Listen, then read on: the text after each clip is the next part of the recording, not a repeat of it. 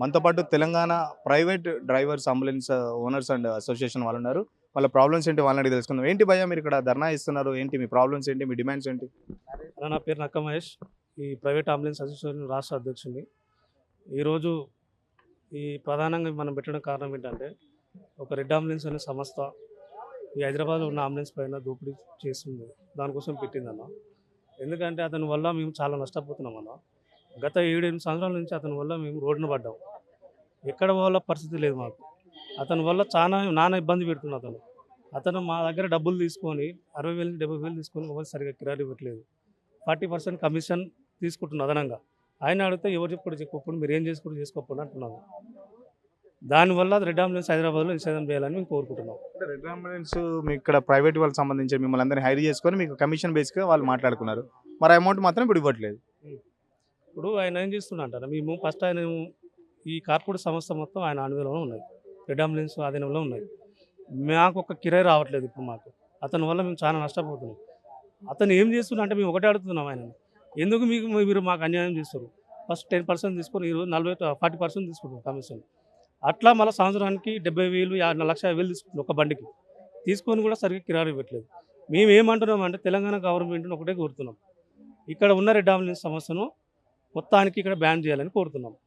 లేని ఏడల ఈ హైదరాబాద్ మొత్తం మేము పెద్ద ధర్నాలు చేస్తాం, పెద్ద పెద్ద ర్యాలీలు చేస్తామని హెచ్చరిస్తున్నాం. అంటే రెడ్ అంబులెన్స్ వల్ల మీకు వచ్చే నష్టం ఏంటి? అసలు మీరు ఇంతకుముందు ఎంత సంపాదించేవాళ్ళు, ఇప్పుడు ఎట్లా ఉంది మీ పరిస్థితి? రెడ్ అంబులెన్స్ ప్రైవేట్ సంస్థ ఫస్ట్ హైదరాబాద్కి వచ్చినప్పుడు ఒక్క వెహికల్ లేకుండా హైదరాబాద్లో అడిగిపెట్టిండు. మాలాంటి ప్రైవేట్ అంబులెన్స్లన్నీ టైఅప్ చేసుకొని మీకు ఒక కిరాయి చెప్తాను, 5% మీరు తీసుకోండి, 5% నాకు ఇవ్వండి, మిగతా మీరు నడిపియండి అని చెప్పేసి మాకు ఒప్పందం కుదుర్చుకున్నాడు. సరేలే, ఇక మాకు ఎలాగో హాస్పిటల్స్ లేవు కదా, ఏదో ఈయన మాకు హెల్ప్ చేస్తాడన్న ఉద్దేశంతోన మేము ఏదో ఆయనకు టైఅప్ అయినాం. అట్లా 5% పోయి 10% అయింది, 10% పోయి 20% అయింది. కోవిడ్ టైంలో 30% తీసుకున్నారండి అంబులెన్స్ మా దగ్గర.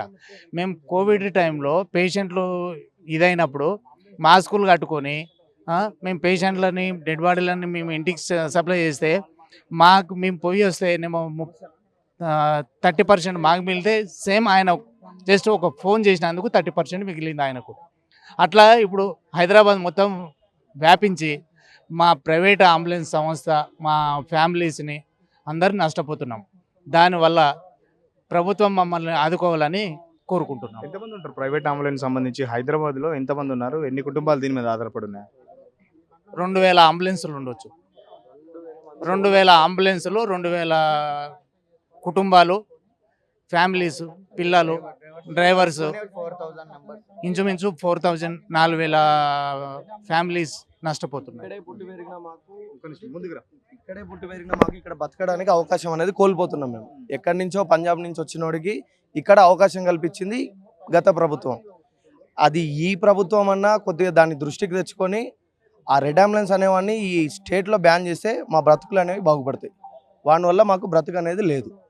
ఆ రెడ్ అంబులెన్స్ వల్ల మేము నెలలో ఒక 10 కిరాయిలు కొట్టేవాళ్ళం, ఇప్పుడు 1-2 కొట్టడానికి కూడా ఛాన్స్ లేకుండా పోయింది మాకు. రెడ్ అంబులెన్స్లకు సంబంధించి ఆయన ఇచ్చే ఫెసిలిటీస్ ఏమైనా ఎక్కువ ఉంటాయి, మీరు ఇచ్చే ఫెసిలిటీస్ తక్కువ ఉంటాయి? ఫెసిలిటీస్ సార్ సేమ్ అంతా యాజ్ యూజువల్గా అన్ని సేమ్ ఫెసిలిటీస్.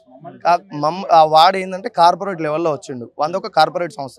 ఈ రోజు రేపు ఎలా అయిపోయిందంటే జనాలకి కార్పొరేట్ అనేది ఒక నమ్మకం అయిపోయింది వాళ్ళకి, అంతే. ఈ చిన్న చిన్న వ్యాపారాలని పట్టించుకోవడం మానేశారు. వాళ్ళ వల్ల మాకు ఇబ్బంది మెయిన్. అంటే గతంలో మీ దగ్గర ఎట్లా ఉండేది అమౌంట్ కానీ, అంటే బిజినెస్ ఎట్లా ఉండేది, ఇప్పుడు బిజినెస్ ఎట్లా ఉంది? మేము ఒకటి చెప్తాం, మా దగ్గర ఒక 10 కిలోమీటర్స్ రేడియేషన్లో ఒక 1,000 రూపీస్ 1,500 మేము తీసుకునేది. అది గత 5 ఇయర్స్ నుంచి మొదలు పెడితే ఇప్పటి వరకు కూడా అదే ప్రైస్ ఉంది మా దగ్గర. ఆ రెడ్ అంబులెన్స్ వాళ్ళ దగ్గర గత 5 సంవత్సరాల క్రితం 1,500 ఉన్నది, ఇప్పుడు 4,000కి మారింది. వాడి దగ్గర రేట్ కార్డు మారుతూ ఉంది, కానీ మేము అదే రేట్ కార్డుతో ఉన్నా కానీ మా బతుకులు మాత్రం మారట్లేదు. వాడు ముందుకెళ్తున్నాడు, బ్రాంచెస్ అదర్ స్టేట్లలో కూడా బ్రాంచెస్ ఓపెన్ చేస్తున్నాడు, కానీ మేము మాత్రం ఇక్కడే ఉండి వాని పైన ఫైట్ చేస్తూ బ్రతకలేకపోతున్నాం. మాకు వచ్చిన నష్టం అది వాడి వల్ల. రెడ్ అంబులెన్స్ అనేవాడు బ్యాక్ వెళ్ళిపోతే మా స్టేట్ నుంచి మా బ్రతుకులు బాగుపడతాయి. వాని వల్ల ఇప్పుడు నేను అంబులెన్స్ ఫీల్డ్లో ఉన్నాను, నా వల్ల నా ఫ్యామిలీ బతకాలి. అలాగే 2,000 మంది ఓనర్స్ ఉన్నారు ఈ ఫీల్డ్లో, 2,000 మంది కుటుంబాలు ఉన్నాయి. అది మీరు గుర్తుంచుకోవాలి మెయిన్. వాడి వల్ల 2,000 మంది కుటుంబాలు రోడ్డు పైన పడుతున్నాయి ఈరోజు. ఈఎంఐలు కట్టుకోలేక బండ్లు ఆపుకుంటున్నారు. ఒక్కొక్క ఓనర్కి 2-3 బండ్లు ఉన్నాయి. 2-3 బండ్లు ఈఎంఐలు కట్టుకోలేక ఆగిపోతున్నాయి. ఫైనాన్స్ వాళ్ళు సీజ్ చేయడం జరుగుతుంది. మాకు ప్రజెంట్ వచ్చిన సమస్య రెడ్ అంబులెన్స్. ఇది యాక్చువల్గా వేరే స్టేట్లలో బ్యాన్ చేసేసారు. 3-4 స్టేట్లలో బ్యాన్ చేసారు. అక్కడ ధర్నాలు జరిగినాయి, రాస్తారోకోలు జరిగినాయి, రోడ్ల మీద బండ్లను తగలబెట్టడం జరిగింది. చాలా చాలా పెద్ద హింస జరిగింది. మన తెలంగాణలో ఏంటంటే మా తెలంగాణ మీద మాకున్న గౌరవంతో మేము ఇప్పటివరకు ఎటువంటి స్టప్పే లేదు. ఇప్పటివరకు మర్యాదపూర్వకంగానే మాట్లాడుతూ పోయినాం. అందరిని కలుస్తున్నాం. ఎవరిని కలిసినా కానీ మాకు రిజల్ట్ పాజిటివ్గా అయితే రావట్లేదు. మాకు కావాల్సిందల్లా ఏంటి, రెడ్ అంబులెన్స్ని పక్కా జరపాలా. మేము రోడ్డున పడిపోయినాం మొత్తానికి. మాకు ఈఎంఐలు కట్టుకోవడానికి దిక్కులేదు. మాకు తినడానికి పరిస్థితి చాలా దారుణంగా ఉన్నది మాది. మాకు ఎటువంటి ఫండ్స్ ఇవ్వదు గవర్నమెంట్. మేము ట్యాక్సులు పే చేసి, ఇన్సూరెన్స్లు పే చేసి ఈఎంఐలు కట్టుకోవాలంటే మా వల్ల అవ్వట్లేదు. మాకేంటిదంటే రెడ్ అనే సంస్థని బ్లాక్ చేసేస్తే, టోటల్ తెలంగాణ స్టేట్లో బ్లాక్ చేసేస్తే మాకు హెల్ప్ఫుల్ ఉంటుంది. అంటే ఏ స్టేట్ లో బ్యాన్ చేశారో, ఎక్కడ గొడవలైనా ఏ స్టేట్ లో బ్యాన్ చేశారు? మీరు దీనికి సంబంధించి ఈ మంత్రులను కానీ, కొత్త గవర్నమెంట్ వచ్చిన తర్వాత మంత్రులను కానీ ఎవరన్నా కలిసే ప్రయత్నం చేశారా? మేము హెల్త్ మినిస్టర్ గారిని కలిసినాం. కలిస్తే ఆయన మాట్లాడదాం, మనం న్యాయం చేసే వైపు ఆలోచిద్దామని చెప్పిర్రు. కానీ ఇప్పటివరకు అయితే రిజల్ట్ ఏం రాలేదు. రేవంత్ అన్న మీద అయితే ఒక నమ్మకం ఉన్నది. 100% రేవంత్ రెడ్డి గారు మాకు సపోర్ట్ చేస్తారన్న ఒక ఒపీనియన్ అయితే మా అందరికి ఉన్నది. మాకు ప్రజెంట్ ప్రాబ్లం వచ్చేసి రెడ్ అంబులెన్స్ని బ్యాన్ చేయకపోతే మేము బతకడం కష్టం. ఈ అందరం పెట్రోల్ పోసుకొని తగలబెట్టుకోవాల్సిన పరిస్థితులు ఉన్నాము. బండాన్ని తగలబెట్టుకొని అందరం తగలబెట్టి కుటుంబాలతో సహా చచ్చిపోయారు అనుకోండి, ఇబ్బంది ఉండదు. అప్పుడు ఒక క్లారిటీ ఉంటుంది. ఏంటంటే కార్పొరేట్ సంస్థలకు కొమ్ము కాస్తున్న పరిస్థితి. గతంలో ఎట్లా ఉంటే బిజినెస్ ఎంత సంపాదించేది, ఇప్పుడు ఎంత సంపాదిస్తున్నారు? గతంలో ఈజీగా 30,000 to 60,000 సంపాదించుకుంటుండే. ఏది ప్రాబ్లం లేకుండా, ఏది ఇబ్బందులు లేకుండా, ఈఎంఐలు అన్ని క్లియర్ అయ్యి డ్రైవర్ ఎవరు అని పోను ఒక 50,000 to 60,000 మినిమం మెయింటెనెన్స్ వెళ్తుండే. ఇప్పుడు పరిస్థితి ఏమైందంటే సంపాదించి కంపెనీ పెట్టాల్సిన పరిస్థితి వచ్చింది.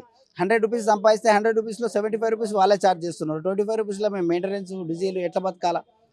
చాలా భయంకరమైన పరిస్థితులు ఉన్నాం. మాకు ప్రజెంట్ ఉన్న గవర్నమెంట్ సపోర్ట్ చేయకపోతే మాత్రం మొత్తం తగలబెట్టుకోవడం అన్న జరుగుతుంది, లేదా తగలబెట్టడం అన్న జరుగుతుంది. రెండింటిలో ఏదో ఒకటి జరుగుతుంది. ఎందుకంటే మేము ప్రేమపూర్వకంగా పోతున్నాం. అందరికంత ఓపిక అయితే ఉండదు. ఆవేశపరులు ఉంటారు. ఆవేశపరులు ఉండి తగలబెట్టడం స్టార్ట్ చేశారనుకోండి, ఇది కూడా హింసకు దారితీస్తుంది. మేము ఇంతవరకు మేము చర్చలు పెట్టుకొని, మేము మీటింగ్లు పెట్టుకొని మేము బదలాడేది ఏంటంటే హింస దాకా పోకండి అన్న ఒపీనియన్తోనే పోతున్నాం. ఇప్పుడు ఇన్ని వెహికల్స్ ఇక్కడ పార్కింగ్ పెట్టారు కదా, ఈ పార్కింగ్ ఫ్రీయా మీకు ఇక్కడ ఏమన్నా? లేదు, రెంటెడ్. ఇది కూడా rent. ప్రతిది రెంటెడే. ఇక్కడ హైదరాబాద్ సిటీలో ఎక్కడ పార్కింగ్ ఉన్నదో ప్రతిది రెంట్ పే చేసుకోవాల్సింది. ప్రైవేట్ పార్కింగ్స్ ఇవి.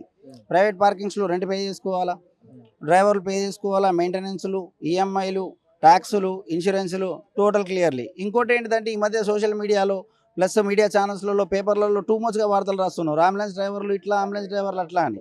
అంబులెన్స్ డ్రైవర్కి ఒక బాధ్యత ఉంటుంది. ఒక పేషెంట్ అంటే విఐపి పొజిషన్ ఇస్తాం. మేము ఆలోచిస్తాం, ఒక పేషెంట్ మాకు విఐపితో సమానం. జనాలకు కాకపోయి ఉండొచ్చు కానీ మాకైతే పేషెంట్ విఐపితో సమానం.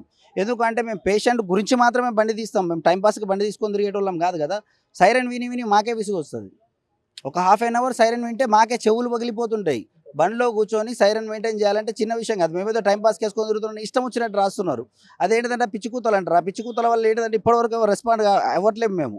ఎందుకంటే మేము హింసకు దారితీస్తే బాగుండదు. ఒకసారి హింస మార్గాన్ని మధ్యలో పోలీసు కూడా రైడ్ చేస్తున్నారు. అంబులెన్స్ వాళ్ళు ఇష్టంగా నడుపుతున్నారు, లేకపోతే టైం పాస్ నడుపుతున్నారు. మీరు అన్నట్టు కొందరు వేరే ప్యాసింజర్స్ కూడా ఎక్కించుకొని తిరుగుతున్నారు అంబులెన్స్ అని. దానిపై మీ కామెంట్ ఏంటి? ఒక వ్యక్తి చేసిన తప్పు ఒక వ్యక్తికే సంబంధించి ఉంటుంది.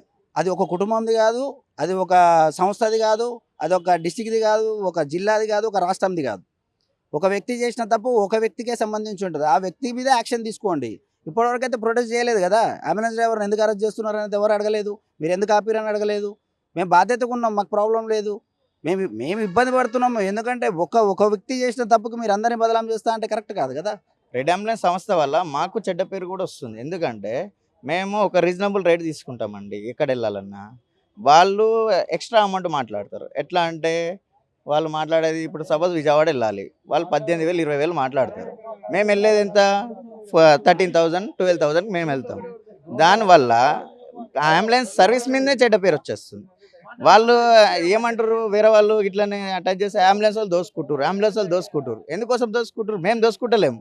దోసుకునేటోడు ఒకడు ఆడ అందరి మీద ఎఫెక్ట్ అనేది దానిపైన పడుతుంది. మెయిన్ అందరూ రెడ్ అంబులెన్స్ కానీ అన్ని ప్రైవేట్ సంస్థ కానీ ఒక డిస్టెన్స్ని బట్టి ఒక రేటు, వాళ్ళైనా ఒక రేట్ కార్డు, అదే రేట్ నచ్చక రెడ్ అంబులెన్స్ వైపు పోతురా, లేకపోతే వాళ్ళు సర్వీస్ రెడ్ అంబులెన్స్ బుక్ చేసుకున్నా కానీ సర్వీస్ ఇచ్చేది మళ్ళీ మేమే.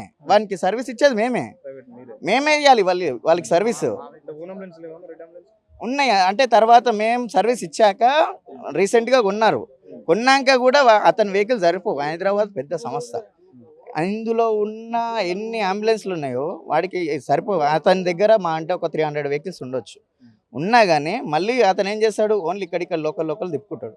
బయటికి వెళ్ళాలి, సపోజ్ వైజాగ్ వెళ్ళాలంటే అతను ఎక్స్ట్రా మాట్లాడుకుంటాడు. 50,000 మాట్లాడుకుంటాడు అనుకో, మనకేం చేస్తుండు, 25,000 తీసుకోండి, 30,000 తీసుకోండి విత్ డీజిల్, డ్రైవర్ భత్తా అంతా కలుపుకొని మీరు 25 తీసుకోండి, నేను ఎంతైనా మాట్లాడుకుంటా, మీ ఇష్టం ఉంటే వెళ్తారా లేదా, ఆ కండిషన్కి వచ్చింది ఇప్పుడు అతను. ఇప్పుడు మీరేమనుకుంటారు, సపోజ్ మీరే తీసుకెళ్తున్నారు వెహికల్, మీరేమనుకుంటారు, అరే అంబులెన్స్ ఒకటి దోసుకుంటారు. ఇప్పుడు మేము ఆ బుకింగ్ మాకు ఇస్తాడు, మేము వస్తాము, మేము వచ్చినాక ఏమవుతుంది అక్కడ, అరే ప్రైవేట్ అంబులెన్స్ వాళ్ళు దోసుకుంటారు, మేము వచ్చేది ఎంత 25,000కి, ఆడ పోయేది అక్కడ 25. 5-6 సంవత్సరాల నుంచి రెడ్ అంబులెన్స్ అనే సంస్థ వచ్చేసేసి ఇక్కడ ఉన్న ప్రైవేటు అంబులెన్స్ వాళ్ళని మొత్తం నాశనం చేసేస్తున్నాయి. ఫస్ట్గానేమో ఫ్రీగా ఇస్తామని చెప్పిర్రు, దాంతో మా సర్వీస్ వాళ్ళు మొత్తం అట్రాక్ట్ అయిపోయారు. అట్రాక్ట్ అయిపోయిన తర్వాత ఇప్పుడు ఏం చేస్తున్నాడంటే 1 lakh కట్టమంటున్నాడు. 1 lakh కట్టేసి 30% కమిషన్. అదే పేషెంట్కు అదే మేము ఒక కలకత్తాకు పోయేది ఉంటే మేము మామూలుగా డైరెక్ట్ మాకు ఫోన్ చేస్తే 80,000 పోతాం, వాడు 1,40,000కి మాట్లాడుకుంటున్నాడు. ఆ విషయం కార్పొరేట్ హాస్పిటల్ యాజమాన్యానికి తెలుస్తలేదు. వాళ్ళకేందే సర్వీస్ ఇస్తున్నారు, ప్రైవేట్ వాళ్ళు ఇస్తలేరు అనుకుంటారు. కానీ మేము గత 30 సంవత్సరాల నుంచి అంబులెన్స్ సర్వీస్లో ఉన్నాము. మెటడోరు మా అంబాసిడర్ కాంచి ఇక్కడనే మేము సర్వీస్ చేసుకుంటూ ఉన్నాము. ఇప్పుడేమో రెడ్ అంబులెన్స్ అనేసి 10 అంబులెన్స్ అనేసి స్వస్తిక్ కేర్ అనేసి ఇలాంటి ప్రైవేటు కార్పొరేట్స్ వచ్చేసేసి మాఫియాగా వచ్చేసేసి మొత్తం మా దగ్గర వాళ్ళ దగ్గర ఒక్క వెహికల్స్ లేవు. మా వెహికల్స్ ఈజీగా చూపించుకుంటారు, మా ఆర్సీలు తీసుకున్నారు, ఫ్రీగా ఇస్తామని చెప్పేసి ఈరోజు వాళ్ళు మాకే ఏకమేకై కూర్చున్నారు. దీన్ని ఏ విధంగానైనా గవర్నమెంట్ కొంచెం ఆలోచించి తెలంగాణ యువత మొత్తం నాశనం అయిపోతుంది. ఏదో మేము బతుకుదేరు కోసం క్లీనర్ దీనికి సంబంధించి మంత్రులు కానీ ఎమ్మెల్యేలు కానీ ఏమైనా ఆరోగ్య శాఖ మంత్రిని ఏమైనా కలిసిరా? లాస్ట్ ఇయర్ హరీష్ రావు గారిని కలిసాము, హెల్త్ మినిస్టర్ గారిని. చేద్దాం అన్నారు, అంతే ఎలక్షన్లు వచ్చేసినాయి, ఇది అయిపోయింది. ఇక్కడ మొత్తం యూపీ, బీహారు, పంజాబ్ వాళ్ళే డ్రైవర్లను తీసుకొచ్చేసి, కర్ణాటకకి వెళ్ళి డ్రైవర్లు తీసుకొచ్చేసి వాళ్ళే యువన్గా చేసేస్తున్నారు. ఇక్కడ ఉన్న తెలంగాణ యువత మొత్తం ఆగమైపోతుంది. ఏదో క్లీనర్ పని చేసేసుకొని ఒక బండి కొనుక్కొని మేము ఇక్కడ ఉంటే మాకే మేము మా బండ్లకు వాళ్ళ దగ్గర తీసుకుపోయి అన్యాయంగా పేషెంట్ల దగ్గర డబ్బులు ఎక్కువ తీసుకుంటున్నారు. మేము ఇక్కడ నుంచి గాంధీకి పోవాలనుకోండి 800-700 పోతాం. అదే కార్పొరేట్ వ్యవస్థకు చెప్పేస్తే 1,500, 2,000 చెప్తున్నారు. వాళ్ళు మాకే ఫోన్ చేస్తున్నారు, మా దగ్గర నుంచి 1,300, 1,600 వాళ్ళు తీసుకుంటున్నారు.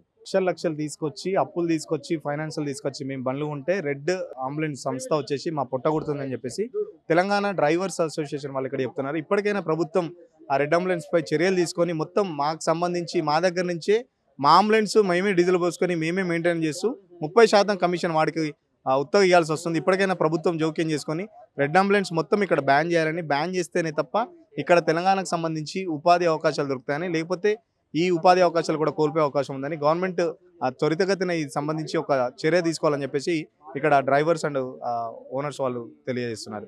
కెమెరా పర్సన్ మహేష్తో సురేష్, సిగ్నల్ టీవీ, హైదరాబాద్.